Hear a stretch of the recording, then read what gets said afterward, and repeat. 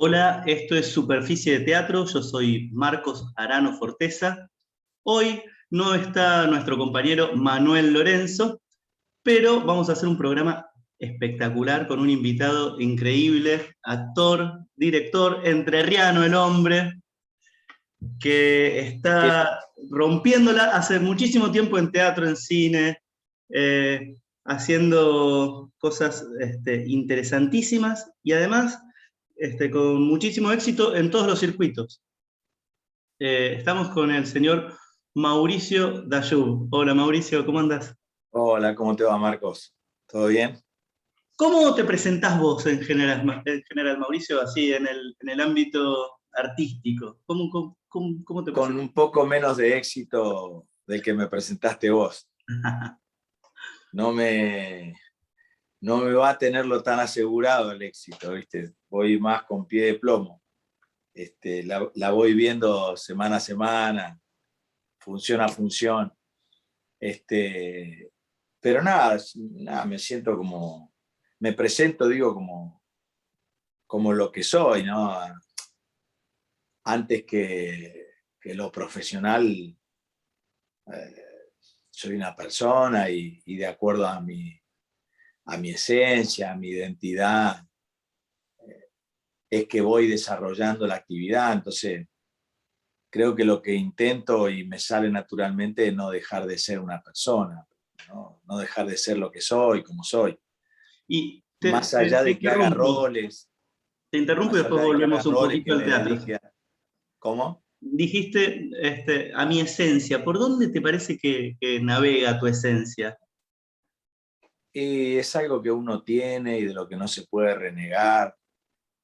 Se parece algo de lo que es la cultura, viste, que no se puede ni marketingizar ni transformar, porque es algo que sale.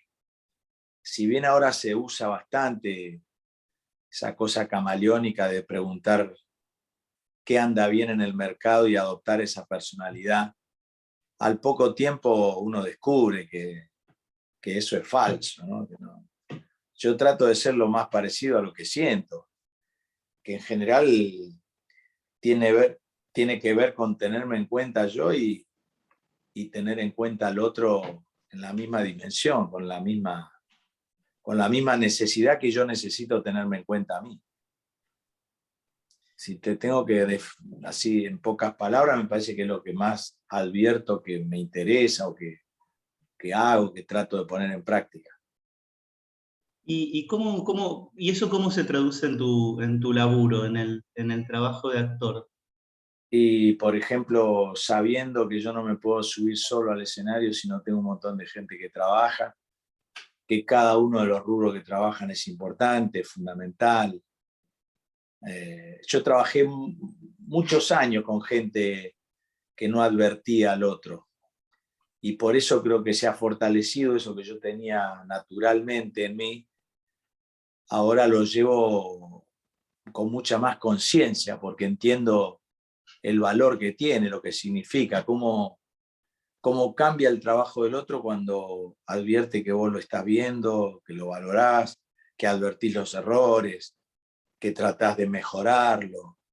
Es algo esencial de la vida que hay mucha gente que tiene olvidado, que tiene perdido, porque cree que contra el pago es suficiente, el otro tiene que cumplir porque hay un pago mensual y en realidad el pago es un arreglo que hemos pactado las personas para poderlo hacer lo mínimo que necesitamos hacer, que es comer, tener donde vivir, ¿no? Y vivir socialmente, pero hay mucho más, digamos. Convivir con los demás es mucho más. Está buenísimo. ¿Y para qué se actúa? ¿Para qué hace teatro Mauricio Dayú? ¿O para qué se Yo, hace actúo, teatro? yo creo que yo actúo para mí mismo, Ujú. pero escribo para los demás. En eso radica esa combinación perfecta que yo llevo adelante cuando hago mis propuestas, mis obras. Y cuando digo actúo para mí mismo parece o individualista o solitario, pero yo creo que en mí es una necesidad actuar. Yo lo sentí muy de chico, que necesitaba hacer eso. Si el público no estuviera, yo creo que actuaría igual. De hecho, actué durante muchos años con 10, 20, 15 espectadores, y yo sentía que actuaba como para 500 igual. Por eso lo puedo decir afirmativamente ahora, ¿no? Que lo hago básicamente para mí. Ahora, cuando escribo, no, cuando escribo siento que busco cuáles son esas creencias, esas ideas mal aprendidas que me gusta desmistificar para que el otro las comparta, las vea y las pueda cambiar.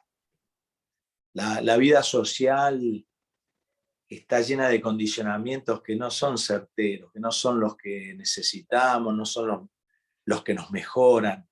Sin embargo, nos los creemos y colaboramos. Entonces yo cuando escribo trato de desmistificarlos, de abrirlos para comprensión de todos y que entre todos podamos decir, bueno, no está bien que solo valga la vida del rubio, alto y de ojos claros, no está bien que solo valga la vida del que vive en tal barrio, no está bien que solo valga el que tiene determinado lugar de poder en la sociedad.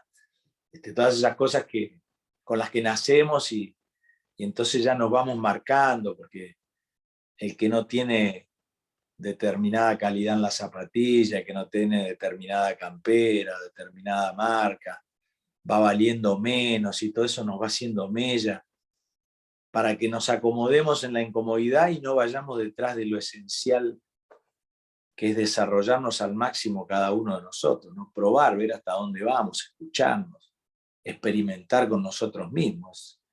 La vida, si no es eso, yo no he encontrado algo más atractivo, más interesante que eso. Me interesa, ahora que hablas de tu faceta de dramaturgo, de escritor, ¿cómo es tu momento creativo? ¿Cómo es tu momento de sentarte, escribir? ¿Escribís durante el proceso de ensayos? ¿Te parás, actuás, decís los diálogos en voz alta? ¿Cómo es? No, yo tengo una especie de rutina cuando escribo que tiene que ver básicamente con levantarme a la mañana muy temprano. Así puede ser a las 5, a las 6. Y en esa especie de duermevela absolutamente pacífica, tranquila, sin que entren las urgencias del día, sin que entren las noticias de la radio, los diarios, yo conecto con algo personal que me interesa desarrollar para compartir con los demás. Y una vez que entro en eso y que empiezo a desarrollar el tema que quiero, cuando duermo, yo duermo bastante poco profundo.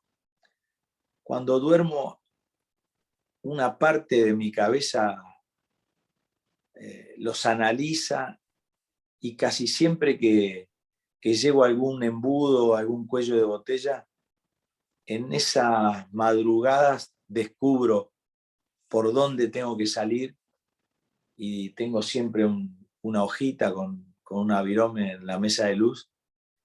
Y antes confiaba en que me iba a acordar cuando me despertaba, pero no pasa. No sucede. Es eso que uno siente que es una genialidad que se le acaba de ocurrir en un momento impensado, uno cree que se lo va a acordar y no se lo acuerda. Así que ahora, desde hace muchos años ya lo anoto. Y después rumeo durante el día, en otros horarios que no son esas horas de la mañana, vuelvo a leer, reviso para constatar de que lo que me da la impresión de que está buenísimo, lo esté, porque muchas veces, como me dijo Cartoon una vez, muchas veces uno se siente pavo real por la noche cuando escribe y pajarito por las mañanas cuando relee, ¿viste? Entonces esa sombra está siempre. Así que después en algún horario de la tarde, a la hora del cafecito, qué sé yo, trato de acercarme a eso que escribí para ver cómo va. Qué interesante, ¿no? Me acuerdo esto del mecanismo de los surrealistas para cazar ese momento de tránsito entre el sueño y el estar despierto, el ejercicio de la cucharita, ¿no? Esto que Dalí se dormía con una cucharita para despertarse justo cuando se le caía la cucharita de la mano. No lo sabía, no lo sabía. ¿Con una cuchara en la mano dormía? Claro, cosa de que cuando cayera hiciera ruido y se despertara. Y poder Saber anotar en qué sus estaba. imágenes oníricas. Ah, qué bárbaro, Es hermoso. no sabía. Hay Eh, un relato de los míos. Yo escribo una serie de cuentos que se llama Alguien como vos, donde cuento, me hiciste acordar, donde cuento lo que hacíamos cuando éramos chicos, cuando nuestros padres nos obligaban a dormir la siesta. Como mi mamá tenía el sueño muy profundo, a los que nos tocaba dormir con ella, sabíamos que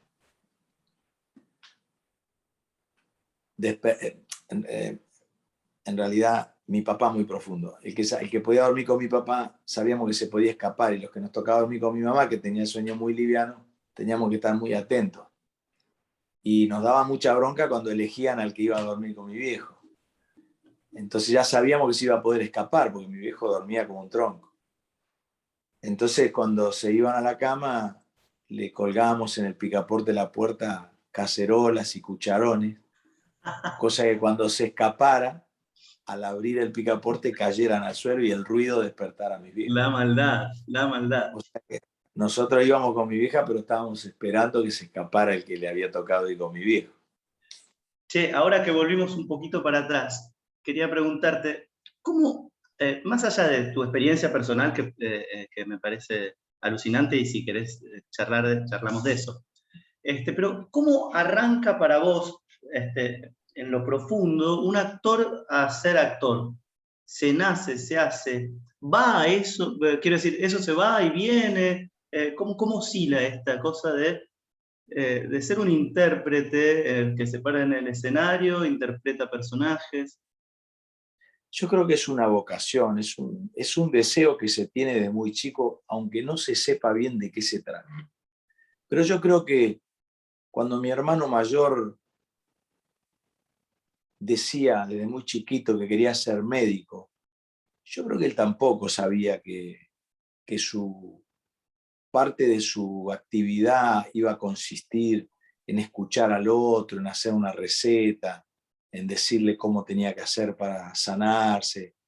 Yo creo que el médico de mi barrio era un tipo tan extraordinario que le producía una admiración, le producía algo que le hacía querer ser como él, digamos. Pero específicamente qué era ser médico yo creo que no sabía. Y a mí me pasaba lo mismo con la actuación. Yo fui descubriendo de qué se trataba actuar mucho después de haber decidido ser actor. Yo lo decidí por una intuición, porque fui al cine y vi una película y yo dije, yo quiero estar ahí, yo quiero hacer lo mismo que están haciendo ellos. Pero cuando yo empecé a estudiar con Carlos Gandolfo y me enseñó a relajarme, a, a sustituir situaciones, emociones pasadas, eh, a evocar. Yo no sabía que actuar tenía que ver con todo eso y que yo iba a tener que aprender esa técnica. Con lo cual te digo que es algo. Mi sala se llama Chacarerian Teatre porque yo siento que yo y varios de los que me rodeaban llegamos a Buenos Aires como chacareritos a ser actor, de afuera hacia adentro, sin entender bien de qué iba. Y un día descubrimos, por esto es que venimos peleándola durante tantos años, para hacer esto, para trasladarle estas emociones a la gente, para compartir esta risa, este humor con el espectador. para hablar de cómo se pueden cambiar algunas cosas, pero no lo sabía cuando yo era chico y quise ser actor. Es más, durante muchos años uno puede decir que quiere ser actor por alguna banalidad de las que se aprecian primero de este oficio, ¿no? De lo que hacen algunos famosos. Como esos pibes que quieren tener un restaurante para ser el que se acerca a la mesa y charlar a la chica más linda, ¿viste? Después vos tenés un restaurante y tenés que guardar la lechuga lavada todos los días en la heladera, y en realidad tener un restaurante consiste en eso, en ver las temperaturas de la heladera, en recibir la mercadería, en ver dónde se guarda para que dure mejor, para que se mantenga. O sea, todas esas cosas uno se imagina como la llave del restaurante para ser más canchero. Yo creo que es así, se aprende después. Pero ese latido uno lo tiene que seguir, porque por algo vino. Recién hablabas de, bueno, un poco del método, de tu paso por la escuela de Gandolfo, y de un trabajo, y se escucha en tu palabra, un trabajo muy de lo interno. Sin embargo, en escena vos sos un actor muy físico.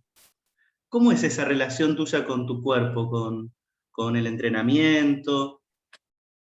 Yo siempre sentí que los actores que yo veía arriba del escenario desperdiciaban muchas áreas del teatro, entre ellas el cuerpo. Yo sentía que los actores trabajaban con la voz y algunos con la voz y con las manos. Y a mí me parecía que teníamos un montón de partes del cuerpo, que un actor era alguien que escribía con el cuerpo arriba del escenario. Entre otras cosas, con mi obsesión de gustarle al público, yo siempre vi ese cartelito que dice salida en los teatros como una competencia enorme. Me parecía que la gente iba a mirar el cartelito y decía, vamos, no, vamos. No. Como que yo tenía que ser muy atractivo arriba del escenario para ganarle a ese cartel, ¿no? Y lo mismo me pasaba con todos los rubros del teatro. Yo sentía que lo escenográfico estaba desaprovechado, que casi siempre era algo rígido, que lo mismo que contaba en el segundo que lo veíamos, contaba 1 hora y media después que terminaba la obra. Lo visual, lo estético, la música, la luz. Yo creo que incorporé el cuerpo como incorporé el máximo de todos los rubros que conforman el teatro. Yo creo que por eso el teatro es un arte absolutamente atractivo e interesante, porque es un arte colectivo donde muchas áreas van juntas. Y además que yo me crié en un club de barrio jugando a todos los deportes, y el cuerpo es algo que yo utilizo siempre, ¿viste? Yo casi siempre me cuesta decirle al otro, llevemos esta mesa hacia allá. Voy a agarrar, la llevo yo. Digamos, yo hago cosas con el cuerpo. Me resulta más fácil porque aprendo más así. Me doy cuenta del peso que tiene, si cuesta mucho, si cuesta poco, si está bien hecha, si está floja, si está mal. Digamos, soy de meter el cuerpo en lo que hago. Y en el teatro, bueno, como te dije al principio, uno es una esencia de la que es difícil escapar. Eso aparece porque está en mí.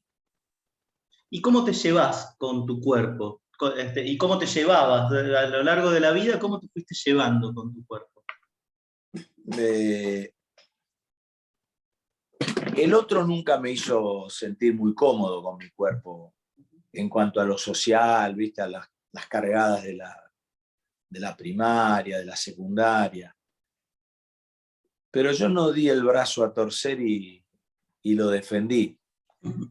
Tal vez por esto que te decía, que yo creo que una vida humana no se puede desperdiciar porque es gordito, porque es bajito, porque es muy alto, porque es narigón, porque es peludo, porque son como... Siempre me resultaron injusticias muy grandes, que solo ralentaban el desarrollo de las personas. Me pareció algo que no estaba bien. Y yo creo que conmigo hice lo mismo, ¿viste? Siempre creía que, y esto, mira, no lo he dicho nunca, pero lo he pensado muchas veces, yo siempre creía que de grande la vida me iba a redimir, digamos, la vida me iba a dar la razón, que yo tenía que insistir en lo que pensaba y que los demás iban a estar de acuerdo en algún momento. Y yo creo que se dio, y se dio cuando fui grande, porque la verdad que yo siento mucho más adhesión en los últimos años que en todos los anteriores. Y los últimos años te hablo de muy poquito, ¿no? De 5 años, no sé. Y llevo más de 50 en la disparidad. Ujú. Sí, yo no sé, me atrevo a decir que desde el amateur hay algo que se generó, yo tampoco, la verdad es que te vi antes, pero a partir de ahí, a mí en particular me sucede que veo un actor muy empático, con el cual uno puede hacer rápidamente esto, empatía, sentirse parte del juego que estás proponiendo. En ese sentido, ¿cómo vos trabajás esa relación con el público o sucede? No, yo creo que tiene que ver con ese comienzo de la charla de levantarme a plasmar algo que es absolutamente auténtico, que lo siento, y después poder desarrollarlo y que en ese derrotero no pierda autenticidad. Ujú. El amateur, por ejemplo, bueno, fue una bisagra en ese sentido, que permitió que los demás vieran una parte que no veían y que no querían ver, ¿viste? Yo me acuerdo que pasaba esto lo he contado varias veces, pero pasaba por la puerta del San Martín o de cualquier teatro donde salían los actores y yo veía cómo saludaban a otros, ¿viste? ¿Qué haces? ¿Cómo te vas? Un abrazo. Y a mí, hola. Qué poquito hay para mí, decía yo, qué bárbaro, qué tendré, ¿viste?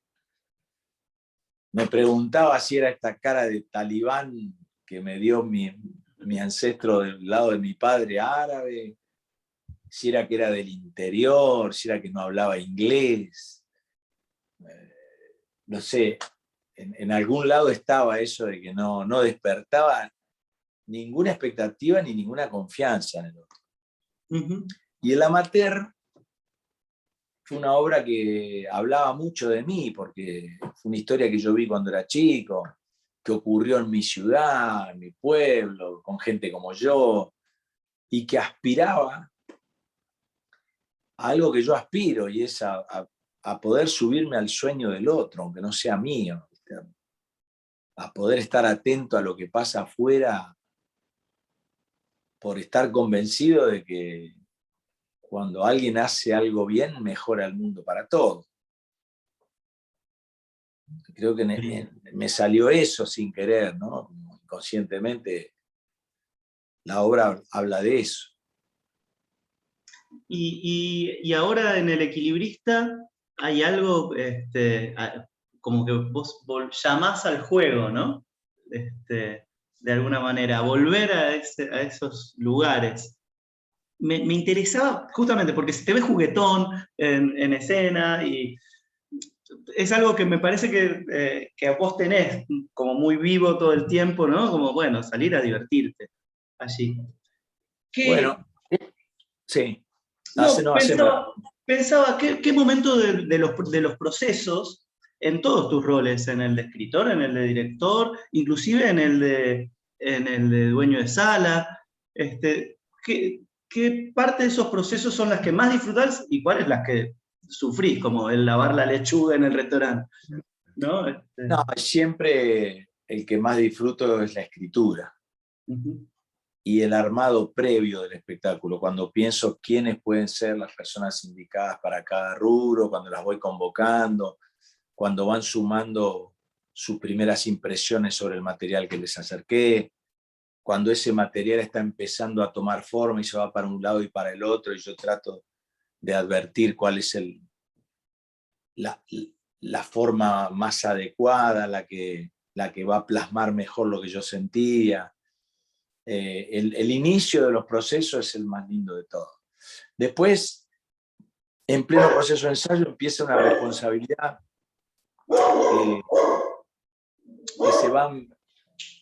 que va cargando de menos placer, porque empiezan los temblores, ¿viste? De equivocarse en una decisión, de invertir y apostar en determinadas cosas del espectáculo que uno no sabe si van a mejorarlo o no, porque muchas veces poner dinero arriba de los espectáculos puede ser contraproducente si no va en el camino que la esencia del material pide. Entonces ya no es un disfrute tan limpio, tan claro, tan idílico. Empieza a ser un disfrute compartido con mucha responsabilidad. Pero todo eso que vos decías tiene que ver, no sé si salgo a divertirme, ¿no? Salgo a que la función salga como la planeamos, ¿no? Como la estrenamos, o como la última versión que creo que fue la mejor. Pero tiene que ver con una convicción de hacer un tipo de teatro. Yo sentí claramente que el teatro se había ido adulterando, que subían muchas profesiones arriba del escenario y que la gente decía, fuimos al teatro y ha habido escuchar a una persona hablar. Había visto a alguien con un micrófono, había alguien que había perdido, o algún espectáculo que había perdido de vista la esencia del teatro, que tiene que ver no tiene que ver ni con mostrar, ni con contar, ni con decir, sino que tiene que ver con hacerle imaginar al espectador. Yo traté de hacer El Equilibrista para comprobar que el teatro que a mí me gustaba era el que el espectador se imaginaba en su cabeza, no el que yo le imponía desde el escenario. Claro. Por eso casi todo lo que el espectador termina de armar, yo se lo propongo con una parte nomás. El todo lo pone el público. Eso creo que en literatura se llama metonimia, si no me equivoco. Esa forma de que una cola de perro te haga pensar en el perro de tu playa, que un pequeño baúl te recuerde a tus abuelos, que así, ¿no? Un detalle te lleve a... Ese es el teatro que a mí más me gusta, porque cuando termina la obra la tengo yo en mi cabeza. Totalmente. Totalmente. Sí, y eso es, diría que es lo más lindo también, ¿no? De ir al teatro, el activar la creatividad, ¿no? Que no esté todo ya predicho, prepuesto ahí, ¿no? Y es un acto también de rebeldía frente a un mundo que te da todo medio masticado, ¿no? Sí, que no está mal, porque no todos tenemos que querer lo mismo, no a todos nos tiene que gustar lo mismo, pero a mí me parecía que esto faltaba. Por eso me sentí responsable, después de más de 40 años de continuidad, de vocación, dije, yo voy a aportar mi granito de arena. Para mí, esto no está hoy arriba del escenario y yo quisiera que esté. Bueno, no lo veo, lo voy a hacer yo, lo voy a intentar hacer. Uno tampoco, todas las veces que hace teatro, uno tira una flecha a oscuras y nunca sabe si va a dar en el centro. Claro. Eso recién se advierte después que viene el público. ¿Eh? El público es como que prende la luz y uno ve si la flecha quedó en el suelo, está en el 40, en el 20 o en el 0, ¿no? O en el 100. Y por suerte se logró. Y también tengo que decir que se logró porque trabajé con un montón de gente que entendió el deseo y puso mucho de sí, ¿viste? Al final del espectáculo aparece un video donde hay otros autores, directores, escenógrafos, vestidores, artesanos, maquinistas, iluminadores, sonidistas, bueno, todo el equipo con el que uno puede hacer un espectáculo completo, ¿no? Totalmente. Bueno, tenemos que ir cerrando. Igual, yo quería preguntarte, recién hablabas sobre el deseo. ¿Hacia dónde apunta ahora tu deseo? ¿Hacia dónde va? Te diría que va mucho más a lo personal que lo artístico. Uh-huh. Yo creo que puedo decir que ser artista, de convertirme en un artista, era lo más difícil que yo creía desde que empecé, y ahora puedo decir que no era tan difícil, pero que sí convertirme en una gran persona me parece que es más difícil. Así que hago muchas cosas para los que me conocen mucho ahora, porque pienso que son los espectadores más difíciles, los que me conocen a toda hora, digamos, no los espectadores que me ven solo en esa hora y media ensayada. Y creo que está buenísimo porque le pone a todas las horas de mi vida un objetivo que me encanta tratar de ver si estoy a la altura o no. Mauricio Dayub, muchísimas gracias por esta charla. Gracias a Muy, vos, Marcos. muy lindos tus conceptos. Se ve que sos una persona muy cálida. No solo arriba del escenario, sino también aquí, por Zoom. Bueno, te agradezco mucho, a mí también me fluyó mucho la charla, así que no se puede charlar lindo solo, siempre es compartido, así que te agradezco tu parte. Muchísimas gracias. Un Un abrazo abrazo. y saludo a todos los que compartan nuestra charla. Chau, chau. Hasta pronto.